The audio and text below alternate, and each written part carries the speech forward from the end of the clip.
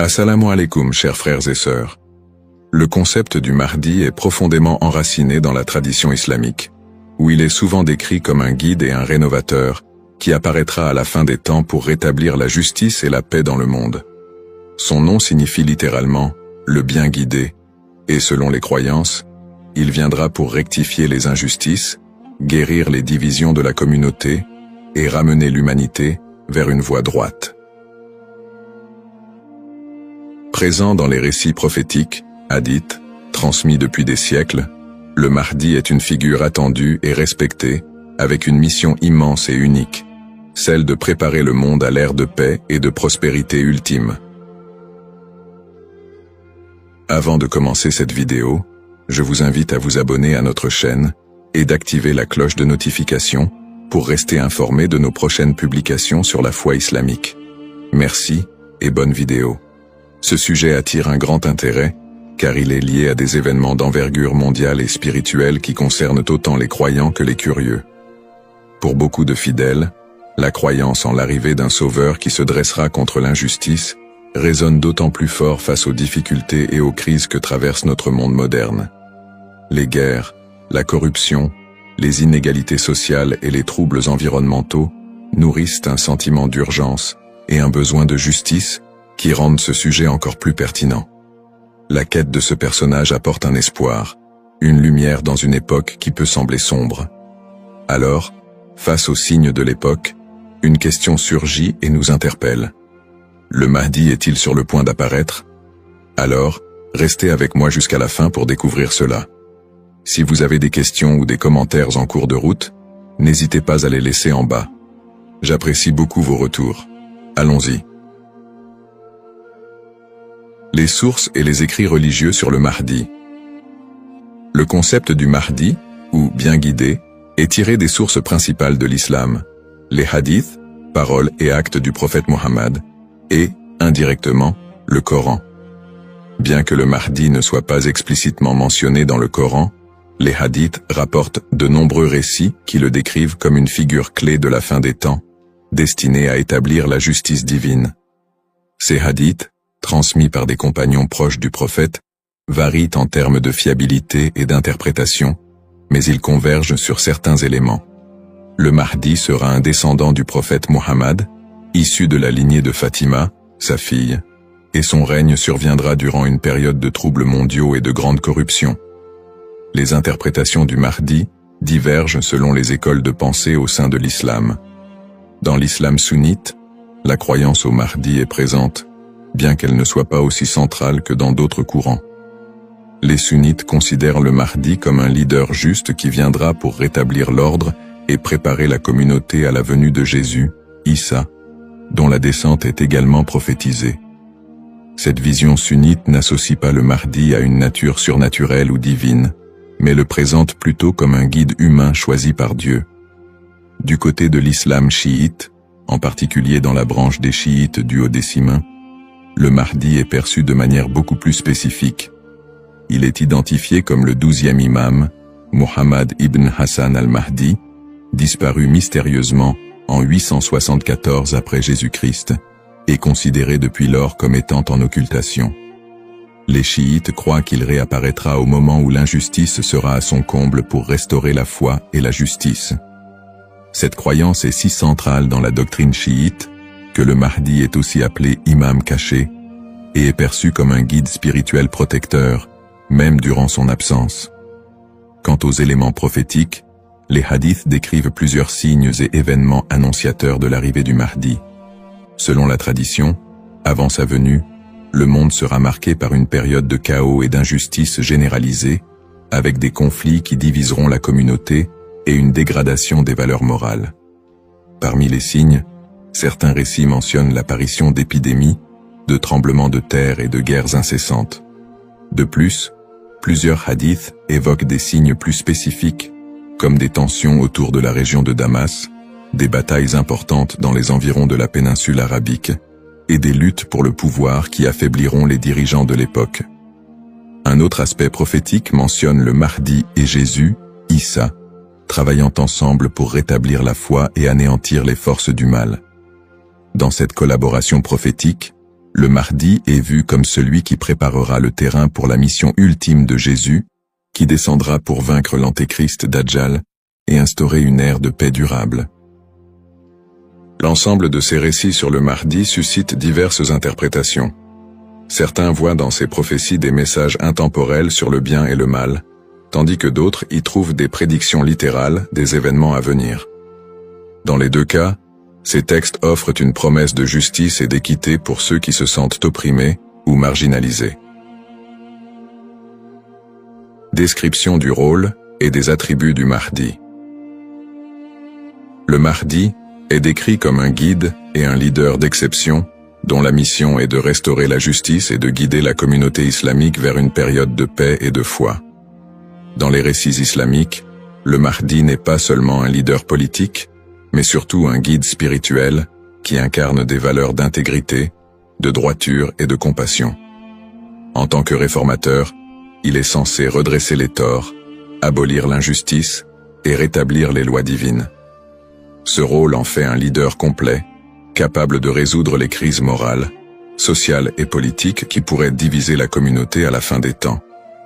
Selon ces récits, le Mahdi est celui qui inspirera les croyants à revenir vers les principes fondamentaux de la foi islamique, en éliminant les faux enseignements et en corrigeant les pratiques déviantes.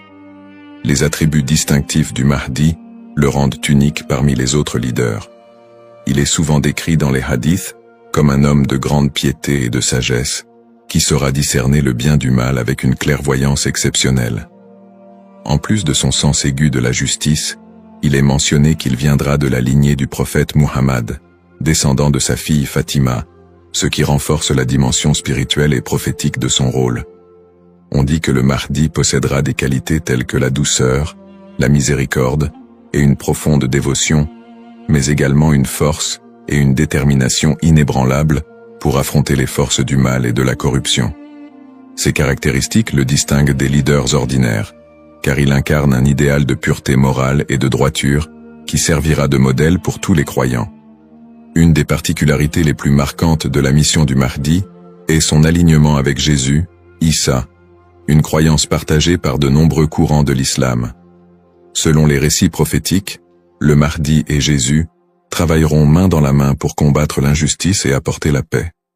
La descente de Jésus est un événement prophétisé dans l'islam, et il est dit qu'il priera aux côtés du Mahdi, ce qui symbolise l'unité et l'harmonie entre les deux figures. Jésus aurait pour mission de vaincre l'antéchrist, Dajjal, une force du mal redoutable, tandis que le Mahdi préparera le terrain pour cette confrontation ultime et inspirera les croyants à rester fermes dans leur foi. Cette coopération entre le Mahdi et Jésus est perçue comme un moment d'unité divine, transcendant les différences entre les croyants pour établir une ère de paix durable sur terre. Les signes avant l'apparition du Mahdi. Selon la tradition islamique, l'apparition du Mahdi sera précédée par une série de signes annonciateurs qui se manifesteront sous la forme de troubles sociaux, de corruption et de conflits mondiaux. Ces signes indiquent une période de chaos, d'injustice généralisée et de déclin moral. Les hadiths rapportent que des tensions profondes diviseront les peuples, la richesse sera concentrée entre les mains de quelques-uns, et la moralité sera pervertie, tandis que l'injustice régnera de plus en plus largement. Les systèmes politiques et économiques s'effondreront sous le poids de la corruption et de la cupidité, créant un monde où les valeurs humaines fondamentales seront négligées. L'émergence de ces troubles est vue comme une préparation spirituelle et une alerte pour les croyants, les incitant à renforcer leur foi en attendant l'arrivée d'un sauveur. Signes dans le monde actuel. De nombreux croyants et penseurs voient dans les événements mondiaux actuels des éléments pouvant correspondre à ces signes prophétiques. Les crises économiques et financières, les inégalités sociales grandissantes, les conflits armés qui se multiplient, les crises humanitaires et les catastrophes naturelles sont perçus par certains comme des indicateurs de l'approche de cette période de désordre.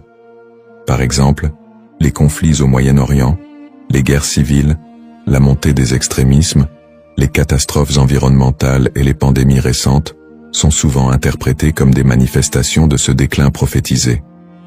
Pour les croyants, Ces phénomènes rappellent les hadiths, qui annoncent des temps d'épreuve avant l'apparition du Mahdi, et renforcent le besoin d'espérer en une figure qui viendrait redresser la situation. Bien que les interprétations varient, l'accélération et la globalisation des crises dans notre monde actuel suscitent des questionnements et poussent certains à envisager l'imminence de l'apparition du Mahdi. Analyse des petits signes et grands signes. Les récits prophétiques distinguent généralement entre les petits signes et les grands signes annonciateurs de la venue du Mahdi. Les petits signes sont des événements ou des tendances qui marquent le début de la fin des temps et se produisent souvent progressivement, tandis que les grands signes sont des événements majeurs et exceptionnels qui précèdent directement l'apparition du Mahdi et de la fin des temps. Petits signes, ces signes incluent la dégradation morale et éthique de la société, la perte des valeurs spirituelles, l'augmentation de la cupidité et de la corruption, et la montée des tensions sociales et des injustices. Parmi les autres petits signes, on note aussi la multiplication des conflits entre les nations, la prolifération de fausses doctrines, et une déconnexion croissante entre les croyants et leur foi. La division interne au sein de la communauté islamique est aussi un signe mineur important. On dit que des factions et des dissensions émergeront, fragilisant l'unité des croyants. Les petits signes s'accumulent pour créer un contexte d'épreuve qui prépare l'humanité à la venue du Mahdi. Grands signes. Contrairement aux petits signes, les grands signes sont des événements d'une envergure exceptionnelle que nul ne pourra ignorer. Ces signes incluent notamment l'apparition de l'Antéchrist, Dajjal, une figure du mal dotée de pouvoirs extraordinaires, qui sèmera la terreur et tentera de détourner les gens de la vérité.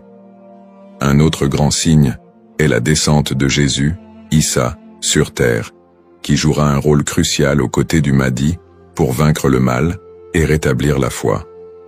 D'autres grands signes comprennent des phénomènes naturels inhabituels, comme des éclipses solaires ou lunaires en des temps imprévus, des tremblements de terre dans des régions spécifiques, et des changements climatiques spectaculaires qui attireront l'attention de l'humanité entière. La venue du Mahdi sera précédée par des signes si frappants qu'ils seront indéniables pour les croyants et non-croyants.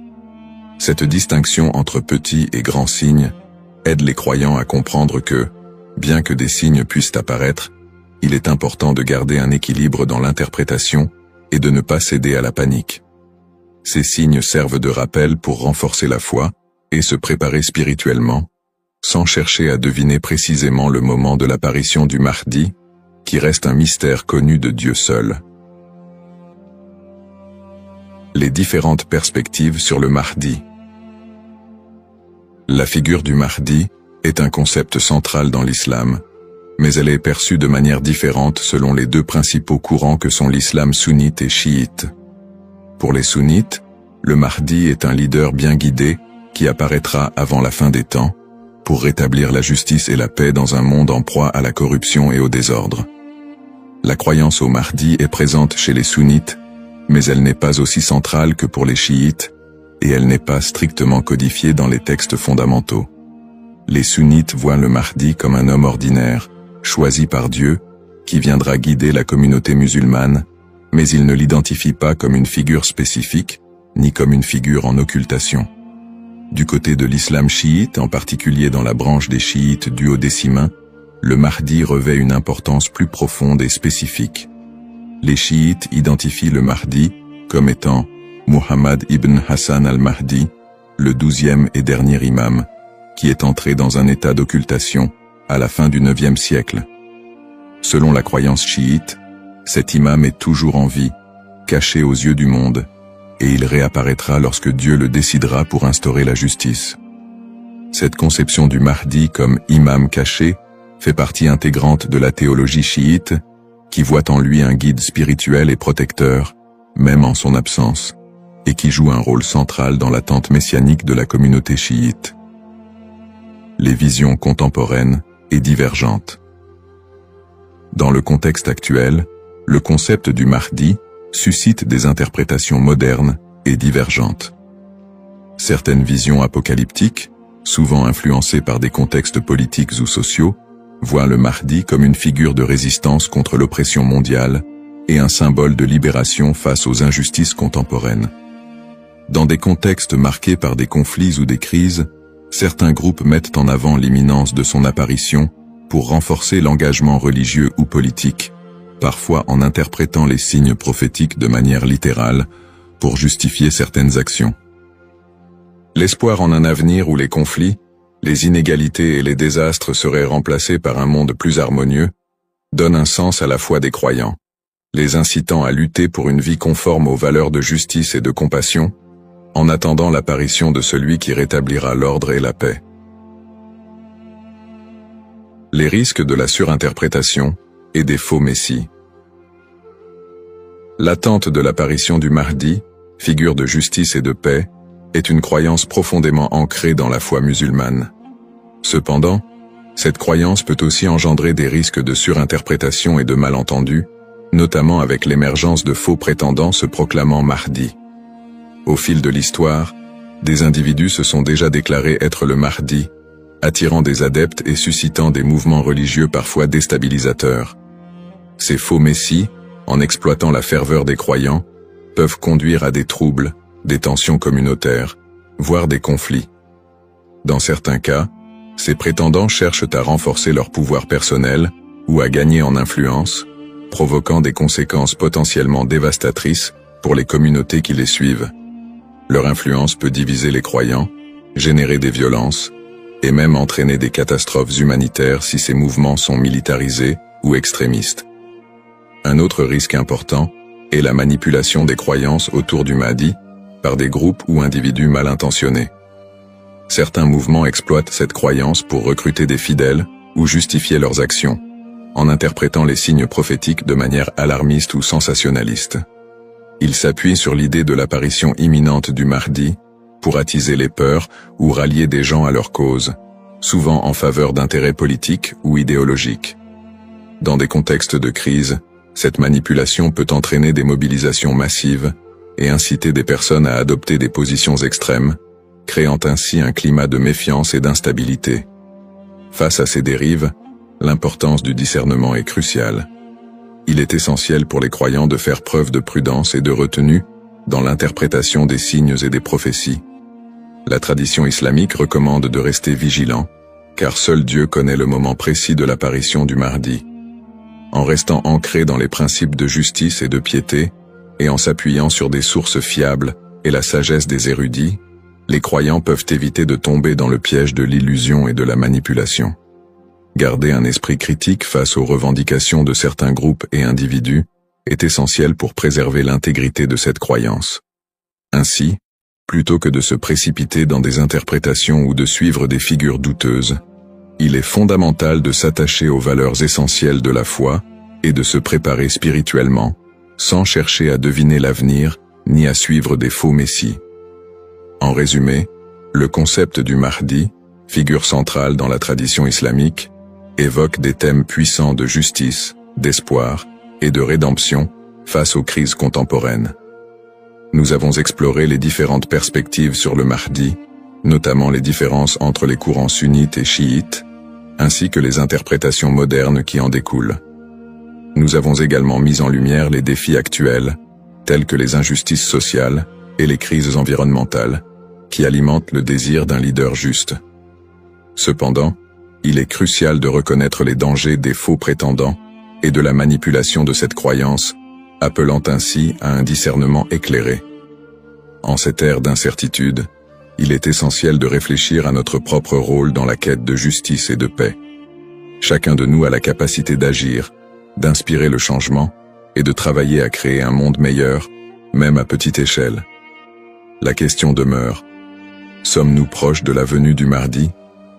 Cette interrogation nous engage à réfléchir sur nos croyances et nos actions, et à envisager comment nous pouvons contribuer à un avenir empreint de justice et d'équité. Nous vous encourageons à partager vos réflexions et expériences sur le sujet dans les commentaires ci-dessous. Quelles sont vos pensées sur le Mahdi et son rôle dans notre monde contemporain? N'oubliez pas de vous abonner à notre chaîne pour plus de contenu inspirant et engageant sur des thèmes spirituels et sociaux.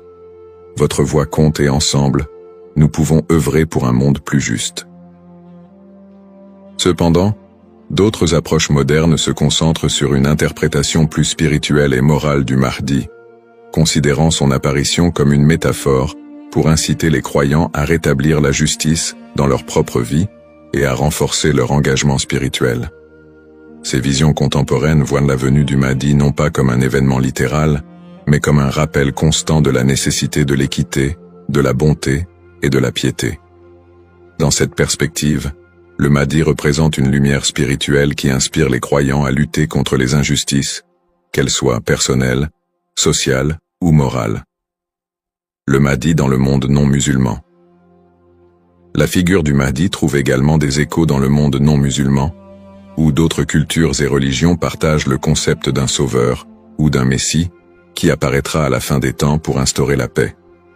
Par exemple, dans le christianisme, il existe l'attente de la seconde venue de Jésus-Christ, qui est perçu comme un sauveur destiné à rétablir le royaume de Dieu sur terre.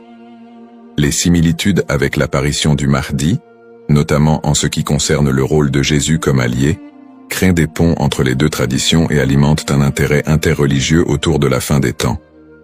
Dans le judaïsme, la croyance en la venue d'un Messie est également présente, avec l'idée qu'il viendra rassembler le peuple d'Israël et instaurer une ère de paix et de justice. Bien que les concepts diffèrent, on retrouve des thèmes similaires d'attente, de restauration et de paix qui rappellent le rôle du Mahdi dans l'islam. Ces parallèles entre les croyances de diverses religions montrent l'universalité du désir d'un redresseur ou d'un guide qui puisse apporter un équilibre face au désordre du monde. Cette notion d'un Messie ou d'un sauveur transcende les frontières religieuses et offre une perspective plus large sur l'espoir universel de paix et de justice. En somme, bien que le Mahdi soit une figure principalement islamique, les similitudes entre les concepts de sauveur dans différentes cultures et religions révèlent un besoin humain universel d'espérer en un futur meilleur et en la venue d'une figure capable de rassembler et de rétablir l'équilibre dans un monde souvent divisé et tumultueux. Les défis contemporains et le besoin de justice. Les crises et injustices actuelles révèlent des défis mondiaux qui semblent plus pressants que jamais, et beaucoup ressentent le besoin d'un leader capable de restaurer l'équité. Les inégalités économiques se creusent, avec une grande partie de la richesse mondiale concentrée entre les mains de quelques-uns, laissant de vastes populations dans la pauvreté.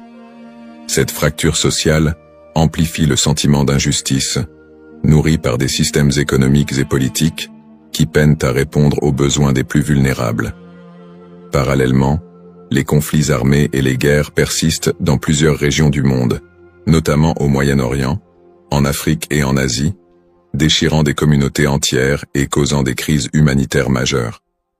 Ces conflits sont souvent alimentés par des intérêts politiques, ethniques ou économiques, aggravant la souffrance des populations civiles. Dans ce contexte, l'absence de solutions pacifiques et durables renforce l'impression d'une profonde injustice et crée un climat de désespoir. Le réchauffement climatique et ses effets sont un autre défi majeur de notre époque. Les catastrophes naturelles, de plus en plus fréquentes et destructrices, frappent souvent les populations les plus défavorisées, mettant en évidence l'injustice écologique à l'échelle mondiale. La déforestation, la pollution et l'exploitation des ressources naturelles entraînent des conséquences irréversibles pour la planète, affectant les générations présentes et futures. Ces problèmes illustrent une urgence collective, qui rappelle combien il est difficile de trouver des solutions justes et équitables dans un monde souvent dominé par des intérêts individuels. Face à ces crises, la croyance en l'arrivée d'une figure de justice, comme le Mahdi, apporte espoir et inspiration pour de nombreux croyants. Cette attente d'un leader juste qui restaurera l'équité n'est pas seulement un concept théologique, elle représente une source d'espoir pour ceux qui se sentent impuissants devant les injustices du monde. La croyance en un Mahdi qui viendrait pour redresser les torts, protéger les opprimés et instaurer la paix répond à un besoin universel d'espérer en des jours meilleurs. En imaginant un futur dirigé par un guide spirituel et juste, les croyants trouvent la motivation de persévérer malgré les difficultés actuelles. Cette figure du Mahdi symbolise la promesse que l'injustice ne triomphera pas éternellement et que l'équilibre et la paix sont possibles, même si les défis actuels semblent insurmontables.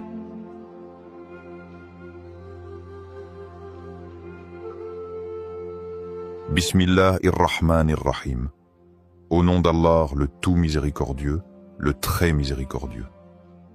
Assalamu alaykum wa rahmatullahi wa barakatuh. Que la paix, la miséricorde et les bénédictions d'Allah soient nuptiaux pour vous tous. Le Ramadan est là.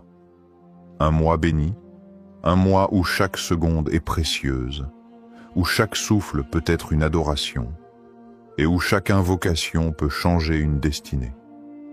Mais avez-vous déjà pensé aux doigts que vous faites chaque soir? Le prophète nous a enseigné que les invocations d'un jeûneur ne restent jamais sans réponse. Imaginez. Chaque soir, après une journée de jeûne, à l'instant où votre âme est la plus pure, vous avez une opportunité unique de vous rapprocher d'Allah, d'effacer vos péchés et d'attirer sa miséricorde infinie. Mais quels sont les meilleurs doigts à réciter chaque soir? Comment être sûr que nos invocations sont aimées d'Allah et acceptées? Aujourd'hui, nous allons voir 3 doigts puissantes à réciter chaque soir du Ramadan, des invocations qui touchent le cœur et élèvent l'âme. Ces paroles, si vous les prononcez avec sincérité, peuvent illuminer votre vie et changer votre destinée. Alors restez bien jusqu'à la fin.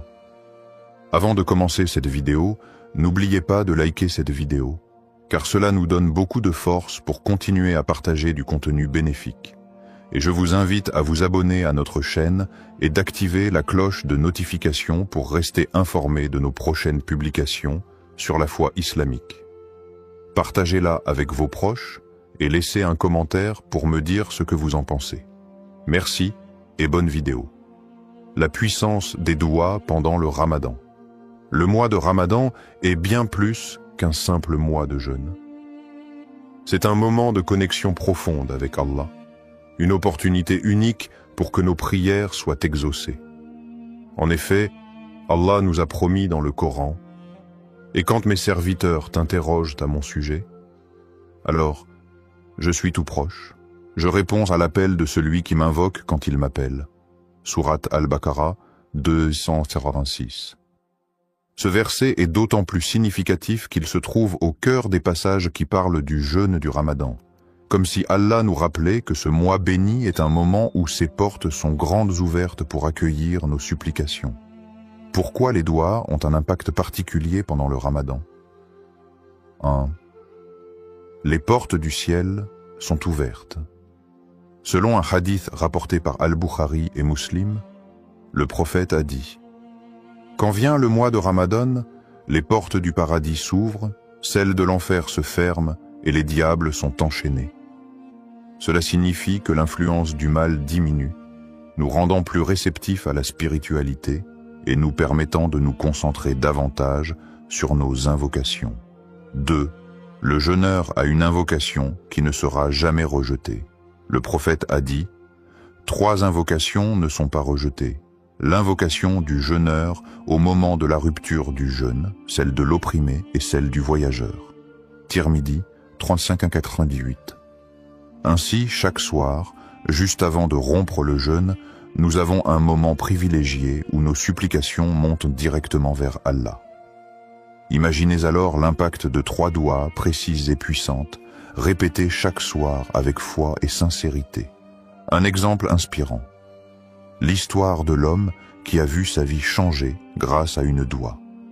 Il était une fois un homme simple, habitué à réciter une seule invocation chaque soir du Ramadan. « Ô Allah, pardonne-moi, éclaire mon cœur et guide-moi vers ce qui est meilleur pour moi. » Pendant des années, il n'a vu aucun changement majeur dans sa vie. Mais un jour, après plusieurs ramadans passés à répéter cette même invocation, tout s'est transformé. Il a trouvé un emploi qu'il n'espérait plus, ses soucis financiers se sont envolés, et surtout, son cœur s'est rempli d'une paix qu'il n'avait jamais connue auparavant. Il a alors compris que chaque doua est comme une graine semée dans l'invisible. Même si on ne voit pas immédiatement les fruits, Allah répond toujours de la meilleure manière et au meilleur moment. Ainsi, imaginez l'impact des 3 doigts que nous allons découvrir ensemble.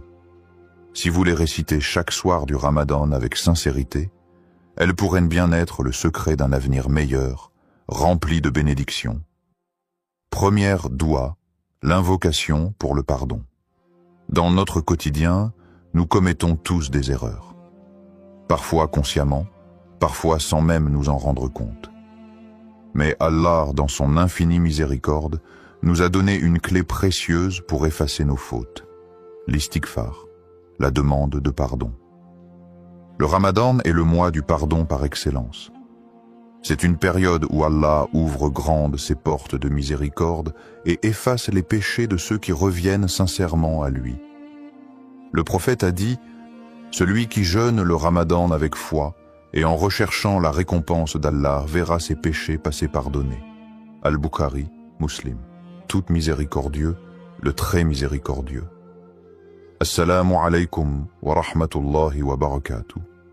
Que la paix, la miséricorde et les bénédictions d'Allah soient sur vous tous.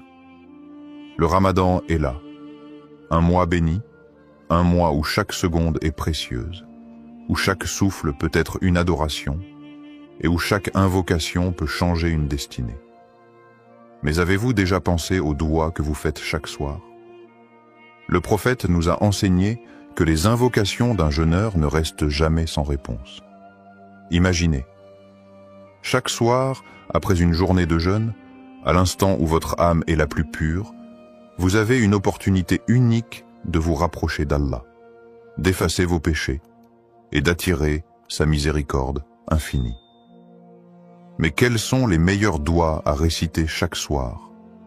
Comment être sûr que nos invocations sont aimées d'Allah et acceptées? Aujourd'hui, nous allons voir 3 doigts puissantes à réciter chaque soir du Ramadan, des invocations qui touchent le cœur et élèvent en l'âme. Ces paroles, si vous les prononcez avec sincérité, peuvent illuminer votre vie et changer votre destinée. Alors restez bien jusqu'à la fin. Avant de commencer cette vidéo, n'oubliez pas de liker cette vidéo, car cela nous donne beaucoup de force pour continuer à partager du contenu bénéfique.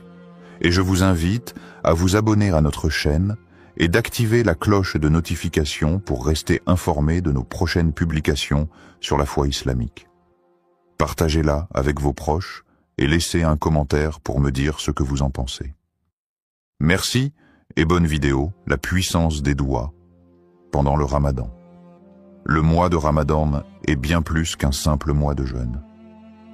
C'est un moment de connexion profonde avec Allah, une opportunité unique pour que nos prières soient exaucées.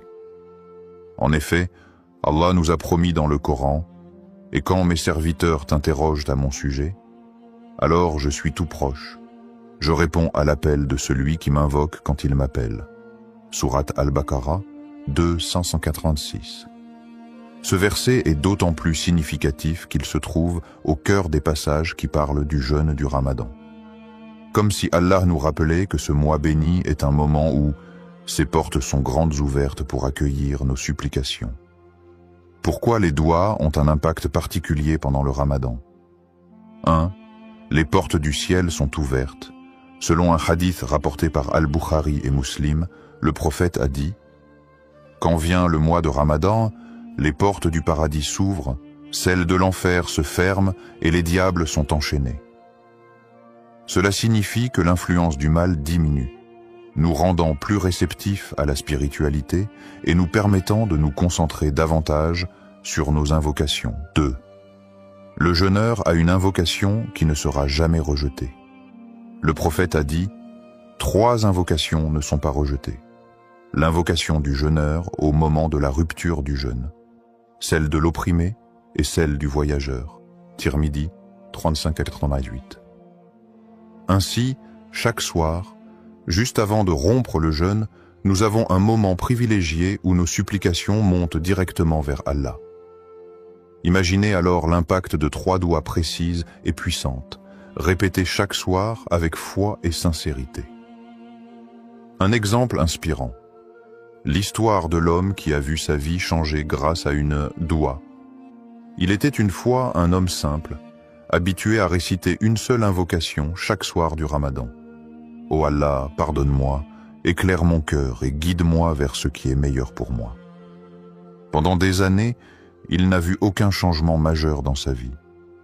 Mais un jour, après plusieurs ramadans passés à répéter cette même invocation, tout s'est transformé. Il a trouvé un emploi qu'il n'espérait plus, ses soucis financiers se sont envolés, et surtout, son cœur s'est rempli d'une paix qu'il n'avait jamais connue auparavant. Il a alors compris que chaque doua est comme une graine semée dans l'invisible. Même si on ne voit pas immédiatement les fruits, Allah répond toujours de la meilleure manière et au meilleur moment. Ainsi, imaginez l'impact des 3 douas que nous allons découvrir ensemble. Si vous les récitez chaque soir du Ramadan avec sincérité, elles pourraient bien être le secret d'un avenir meilleur, rempli de bénédictions. Première doua, l'invocation pour le pardon. Dans notre quotidien, nous commettons tous des erreurs. Parfois consciemment, parfois sans même nous en rendre compte. Mais Allah, dans son infinie miséricorde, nous a donné une clé précieuse pour effacer nos fautes. L'istighfar, la demande de pardon. Le Ramadan est le mois du pardon par excellence. C'est une période où Allah ouvre grandes ses portes de miséricorde et efface les péchés de ceux qui reviennent sincèrement à lui. Le prophète a dit « Celui qui jeûne le Ramadan avec foi et en recherchant la récompense d'Allah verra ses péchés passés pardonnés. » Al-Bukhari, Muslim. Tu es celui qui efface les péchés. Tu aimes le pardon, alors pardonne-moi. Tirmidhi, 3513. C'est cette invocation que le prophète a enseignée à Aïcha, radiyallahu anha, lorsqu'elle lui a demandé « Ô messageur d'Allah, si je trouve la nuit du destin, que dois-je dire ?» Il lui répondit avec cette doua puissante. Pourquoi demander pardon chaque soir du Ramadan? 1. Allah aime pardonner. Le pardon d'Allah est immense. Même si nos péchés atteignaient les cieux, Allah les effacerait si nous nous tournons sincèrement vers lui. Il dit dans le Coran, 10. Ô mes serviteurs qui avez commis des excès à votre propre détriment, ne désespérez pas de la miséricorde d'Allah. Car Allah pardonne tous les péchés. Oui, c'est lui le pardonneur, le très miséricordieux. Sourate Az-Zumar 39/53. 2. Un cœur purifié attire les bénédictions. Demander pardon chaque soir, c'est nettoyer son cœur avant de dormir et attirer la lumière divine. Imaginez-vous aller au lit en sachant que vos erreurs de la journée ont été effacées. Quelle tranquillité d'âme. 3. Le pardon ouvre les portes du succès. L'istighfar n'efface pas seulement les péchés, mais il attire aussi la prospérité et le bonheur. Le prophète Nour alayhi salam a dit à son peuple « Implorez le pardon de votre Seigneur. En vérité, il est grand pardonneur. Il enverra sur vous du ciel des pluies abondantes. Il vous accordera beaucoup de biens et d'enfants, et vous donnera des jardins et des rivières. » Sourate Nour, 71, 10, 12. Une histoire inspirante sur la puissance du pardon d'Allah. Un homme pieux avait un passé sombre. Il avait commis de nombreux péchés, mais il avait une habitude. Chaque soir, avant de dormir, il demandait sincèrement pardon à Allah. Une nuit, il fit un rêve étrange. Il vit une immense mer remplie d'encre noire, représentant ses péchés. Pris de panique, il se mit à pleurer et à implorer Allah. « Ô Allah, pardonne-moi, je suis perdu sans toi. » Soudain, une pluie dorée tomba du ciel, effaçant toute l'encre noire et laissant place à une eau cristalline. Une voix lui dit « Ton pardon sincère a purifié ton âme comme cette pluie a lavé la mer. » À son réveil, il se sentit léger, apaisé comme libéré d'un fardeau. Il comprit alors que chaque istighfar n'est pas juste une parole, mais un acte qui transforme notre destinée. Conclusion. Adoptez cette habitude chaque soir. Chaque soir du Ramadan, prenez quelques secondes pour réciter cette doua avec sincérité. Vous verrez votre cœur s'apaiser, votre foi se renforcer et votre vie s'embellir. Et si ce Ramadan était le début d'un nouveau départ pour vous, ne sous-estimez jamais la puissance d'un simple istighfar. Deuxième doigt, l'invocation pour la guidance et la lumière d'Allah. Dans un monde rempli d'incertitudes, d'épreuves et de tentations, nous avons un besoin constant de la lumière et de la guidance d'Allah. Sans cette lumière divine, nous risquons de nous égarer, de prendre de mauvaises décisions et de sombrer dans le doute et l'anxiété. Le Ramadan est un moment idéal pour rechercher la guidance divine, car c'est le mois où le Coran a été révélé comme une lumière pour l'humanité. Allah nous rappelle dans le Saint-Coran, « Ce livre, nul doute, est une guidance pour les pieux. » Sourate Al-Baqarah 2.2. Alors, quelle invocation peut nous aider à rester sur le droit chemin et à recevoir la lumière d'Allah dans nos cœurs et nos vies? La doua à réciter chaque soir pour la guidance et la lumière. Allahum ajal fi qalbi noura, wa fi lisani noura, wa fi sam'i noura, wa fi basari noura, wa min fawqi noura, wa min tahti noura, wa an yamini noura, wa an shamali noura, wa min amami noura, wa min khalfi noura, wa ajalli noura. Allahum ajal fi qalbi nouran, wa fi lisani nouran, وفي سمعي نوران وفي بصري نوران ومن فوقي نوران ومن تحتي نوران وعن يميني نوران وعن شمالي نوران ومن أمامي نوران ومن خلفي نوران وجلي نوران. Ô Allah, mets dans mon cœur une lumière, sur ma langue une lumière, dans mon ouïe une lumière, dans ma vue une lumière, au-dessus de moi une lumière, en dessous de moi une lumière, à ma droite une lumière, à ma gauche une lumière, devant moi une lumière, derrière moi une lumière, et mets en moi une lumière. Rapporté par Muslim 763. Cette invocation, récitée par le prophète, est une prière profonde qui demande à Allah de remplir notre être et notre vie de sa lumière divine. Pourquoi cette doua est-elle si puissante? Elle renforce la foi et éloigne les doutes. Dans un monde où nous sommes sans cesse confrontés aux doutes et aux épreuves, cette invocation nous donne une direction claire et nous protège du désespoir. Allah dit, « Allah est le protecteur de ceux qui croient, il les fait sortir des ténèbres vers la lumière. » Sourate Al-Baqarah 2.257 2. Elle éloigne la tristesse et l'angoisse. Parfois, nous nous sentons perdus, tristes, vide spirituellement. Cette doua est comme une lampe qui éclaire notre cœur, en apportant sérénité et apaisement. 3. Elle nous guide dans nos décisions. Dans la vie, nous sommes amenés à faire des choix difficiles. Cette invocation demande à Allah de nous montrer la meilleure voie, celle qui nous rapproche de lui et qui est remplie de sagesse et de paix. Une histoire inspirante. La lumière dans l'obscurité. Un jeune homme nommé Yassir traversait une période de doute. Il se sentait perdu, hésitant sur les choix à faire pour son avenir. Devait-il continuer dans la voie ciblée qu'il avait choisie ou changer complètement de direction? Une nuit, en pleine prière, il se rappela cette invocation qu'il avait entendue dans un sermon. Il la récita avec une sincérité profonde, demandant à Allah de lui montrer la lumière. Les jours suivants, des signes ont commencé à apparaître, des opportunités inattendues, des rencontres inspirantes, une paix intérieure qu'il n'avait pas ressentie depuis longtemps. Il comprit que cette doua avait dissipé ses doutes et illuminé son cœur. Adoptez cette habitude, chaque soir. Imaginez-vous répéter cette invocation chaque soir du Ramadan. Quelle lumière pourrait envahir votre cœur? Quel changement positif Allah pourrait-il opérer dans votre vie? Ne laissez pas l'obscurité de ce monde vous envahir. Faites cette invocation chaque soir et laissez Allah éclairer votre chemin. Troisième doua, l'invocation pour l'acceptation des prières et la miséricorde. Le Ramadan est un mois d'efforts spirituels intenses. Nous jeûnons, prions, donnons aux nécessiteux et nous nous rapprochons d'Allah. Mais que valent tous ces efforts si Allah ne les accepte pas?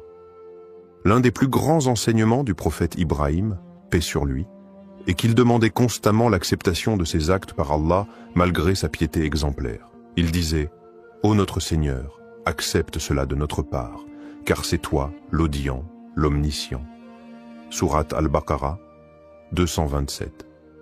Nous devons adopter cette même humilité et implorer Allah chaque soir pour qu'il accepte nos invocations, nos prières et nos actions. La doua à réciter chaque soir pour l'acceptation des prières et la miséricorde. Rabbana taqabbal minna innaka anta as-sami'u al-alim wa tub alayna innaka anta at-tawwabur rahim. Rabbana taqabbal minna innaka anta as-sami'u al-alim wa tub alayna innaka anta at-tawwabur rahim. Ô notre Seigneur, accepte cela de nous, car tu es celui qui entend tout, l'omniscient. Et pardonne-nous, car tu es celui qui accepte le repentir, le très miséricordieux. Sourate Al-Baqarah, 227 à 228. Pourquoi cette doua est-elle essentielle? Aucune action n'a de valeur si elle n'est pas acceptée. Ce n'est pas la quantité de nos actes qui compte, mais l'acceptation d'Allah. Un petit acte sincère peut peser plus lourd qu'une montagne d'actions faites sans sincérité. 2. Elle nous rappelle l'importance de l'humilité. Peu importe nos efforts, nous devons toujours revenir à Allah en lui demandant d'accepter nos actions et de nous pardonner nos manquements. 3. Elle renforce notre lien avec Allah. En demandant chaque soir l'acceptation de nos prières et de nos bonnes actions, nous restons connectés à Allah et développons une plus grande conscience spirituelle. Une histoire inspirante. L'homme dont les doigts ont changé la vie. Il y avait une femme pieuse, nommée Aïcha, qui jeûnait chaque Ramadan avec beaucoup de ferveur. Elle priait longuement la nuit, donnait en aumône et multipliait les bonnes actions, mais au fond d'elle, elle doutait. Allah accepterait-il vraiment ses efforts?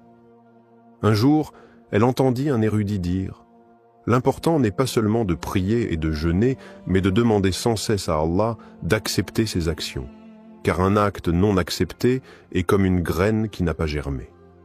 Cette parole la toucha profondément. Dès lors, chaque soir du Ramadan, elle ajouta cette invocation à ses prières. Elle se remit en question, cherchant davantage la sincérité et l'amour d'Allah dans chacun de ses actes. Quelques années plus tard, elle vécut un rêve bouleversant. Elle se voyait devant un jardin immense, lumineux, rempli de fruits abondants. Une voix douce lui disait: « Ces fruits sont les prières et les invocations que tu as faites avec sincérité. Allah les a acceptés et il t'a accordé bien plus que ce que tu espérais. » Elle se réveilla en larmes, le cœur empli de gratitude. Elle comprit alors que demander l'acceptation d'Allah était un acte aussi important que l'acte lui-même. Faites cette invocation chaque soir. Imaginez-vous répétant cette invocation chaque soir du Ramadan en implorant Allah d'accepter votre jeûne, vos prières et vos bonnes actions. Que se passerait-il si Allah acceptait chacune de vos invocations? Quelle transformation verrez-vous dans votre vie et dans votre foi? Ne laissez pas vos efforts être vains. Implorez Allah avec sincérité et confiance et laissez sa miséricorde illuminer votre cœur. Comment intégrer ces doigts chaque soir du Ramadan? Le Ramadan est une période bénie où chaque acte d'adoration est multiplié et élevé auprès d'Allah. Mais comment s'assurer que nous récitons ces 3 doigts chaque soir avec constance, sincérité et concentration? Voici quelques conseils pratiques pour intégrer ces invocations dans votre routine quotidienne et maximiser leur impact spirituel. Quand réciter ces doigts pour en tirer le meilleur bénéfice? Le moment où vous faites vos doigts peut avoir un grand impact sur leur acceptation. Voici les 3 meilleurs moments pour réciter ces invocations. Après la prière du Maghreb ou du Isha, juste après la prière, lorsque le cœur est apaisé, c'est un instant privilégié pour invoquer Allah. Le prophète a enseigné que les invocations après la prière sont particulièrement exaucées. Pendant ou après la prière de Tahajjud, si vous vous levez pour prier la nuit, profitez de ces instants où Allah répond aux invocations. Le dernier tiers de la nuit est un moment où Allah descend et exauce les prières sincères. Avant de dormir, réciter ses doigts avant de s'endormir permet de terminer sa journée en remettant tout entre les mains d'Allah. Cela purifie le cœur et invite à un sommeil apaisé, sous la protection divine. Comment être constant et sincère dans ses doigts? Faire des doigts chaque soir demande de la discipline et une sincérité profonde. Voici quelques astuces pour ne pas les oublier et les faire avec un cœur attentif. Créez une habitude spirituelle. Associez vos doigts à un moment précis de votre routine, après le Isha avant de dormir. Répétez cette habitude chaque soir jusqu'à ce qu'elle devienne naturelle. Écrivez vos doigts. Notez ces 3 doigts sur une feuille, un carnet ou votre téléphone. Ayez-les toujours à portée de main, surtout au moment de prier. Récitez-les lentement et avec réflexion. Au lieu de les dire machinalement, prenez le temps de méditer chaque mot, en pensant à leur signification et à leur impact sur votre vie. Mettez de l'émotion dans vos invocations. Imaginez que vous êtes devant Allah, qu'il vous écoute attentivement. Pleurez si vous en ressentez le besoin, ouvrez-lui votre cœur sans retenue. Soyez constant, même après le Ramadan. Cette habitude ne doit pas s'arrêter après le mois béni. Plus vous êtes régulier dans vos invocations, plus elles auront d'impact sur votre vie. Comment rendre ces doigts encore plus puissantes? Pour que ces invocations soient encore plus efficaces, voici quelques conseils inspirés du Coran et de la Sunna. Invoquez avec une intention pure. Avant de réciter ces doigts, purifiez votre intention. Faites-le uniquement pour plaire à Allah et non pour des gains matériels immédiats. Soyez en état de pureté. Faites vos invocations après les ablutions, wudu, dans un lieu propre et calme. Cela favorise la concentration et l'humilité. Levez les mains vers le ciel, c'est une sunna du prophète. Lorsque vous invoquez Allah avec les paumes tournées vers le ciel, c'est un geste d'humilité et de soumission. Prononcez les noms d'Allah avant de commencer. Dire « Ya Rahman, Ya Rahim » au miséricordieux, au très miséricordieux ou Ya Allah aide à renforcer votre connexion spirituelle avant de réciter votre doigt. Ayez une foi inébranlable. Lorsque vous faites une invocation, croyez fermement qu'Allah va y répondre. Le prophète a dit « Invoquez Allah en étant certain qu'il exaucera votre demande », rapporté par At-Tirmidhi. Multipliez les bonnes actions. Un cœur pur et des actions sincères rendent les doigts encore plus puissantes. Faites du bien autour de vous, donnez en aumône et évitez les péchés pour que vos invocations soient acceptées plus facilement. Imaginez le pouvoir de ces doigts dans votre vie. Et si, chaque soir du Ramadan, vous faisiez ces invocations avec sincérité? Et si, grâce à ces doigts, Allah purifiait votre cœur, acceptait vos efforts et transformait votre destinée? Le Ramadan passe vite. Ne manquez pas ces moments précieux où le ciel est ouvert et où Allah attend vos invocations. Commencez dès ce soir. Levez les mains, récitez ces 3 doigts et laissez Allah illuminer votre chemin. Conclusion inspirante, ne sous-estimez jamais la puissance des doigts. Tout au long du Ramadan, chaque instant est une opportunité d'élévation spirituelle et chaque invocation est une porte ouverte vers la miséricorde divine. Ne sous-estimez jamais la puissance des doigts. Elles peuvent changer votre destin, purifier votre âme et rapprocher votre cœur d'Allah. Le prophète a dit « L'invocation est l'essence même de l'adoration », rapporté par At-Tirmidhi. Cela signifie que chaque parole que vous adressez à Allah est entendue. Chaque supplication est précieuse. Et chaque sincérité dans vos invocations est une lumière ajoutée à votre cœur. Faites de ces doigts votre arme spirituelle. Imaginez un instant, si chaque soir du Ramadan, vous leviez les mains avec sincérité. Si vous demandiez pardon à Allah, imploriez sa guidance et suppliez qu'il accepte vos efforts, comment votre vie pourrait-elle changer? Allah écoute chaque invocation sincère, et même si la réponse ne vient pas immédiatement, elle vient toujours au moment parfait. Chaque doigt prononcé avec conviction trace un chemin vers la lumière. Commencez dès ce soir. Prenez 5 minutes après votre prière pour réciter ces 3 doigts. Demandez avec le cœur et avec une foi inébranlable. Faites confiance à Allah.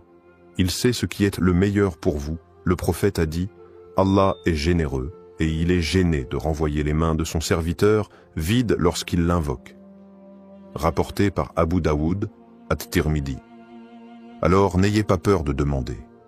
Peu importe vos épreuves, vos faiblesses ou vos doutes, Allah est là, il écoute et il aime ceux qui l'invoquent. Faites ces doigts chaque soir du Ramadan et laissez Allah illuminer votre vie. Twinkle, twinkle, little star.